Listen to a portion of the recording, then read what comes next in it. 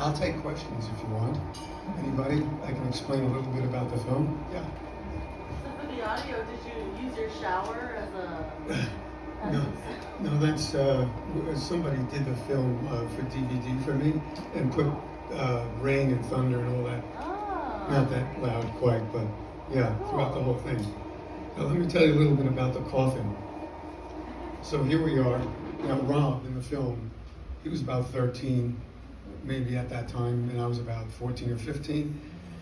And we were going around to funeral homes asking if we could borrow a coffin. I'm not kidding. So this must have been like 1965 when you could do that kind of stuff. So I'm going to come down away from the lights if that's okay. Funny. Yeah. So we knocked at this one funeral home in Hempstead, I.J. Morris it was called, and we opened and said, "Oh, could we borrow a coffin?" And so the man said, he looked at us like, well, little kids, they must be crazy. He says, "No, I can't give you a regular metal coffin, of course, but we have something that's called a transfer coffin." And he says, "Have your dad come with a station wagon, pick it up." That was the coffin you saw, which when we got it had straw in it, and the body, an imprint of the body was in there. So if we were kids, this gave us a thrill, right? Well, we couldn't get rid of the straw fast enough. Well, as a matter of fact, I think that was actually in the coffin with right there. Let me see what else is there. Then there's the smoke.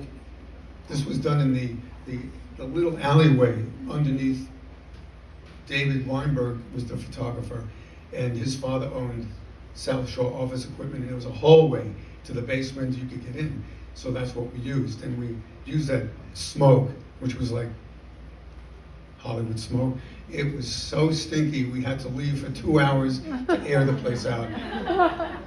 That robe, that cape I was wearing was David's mother's. The ring was my mom's, and also the brooch. And of course the fangs I made myself.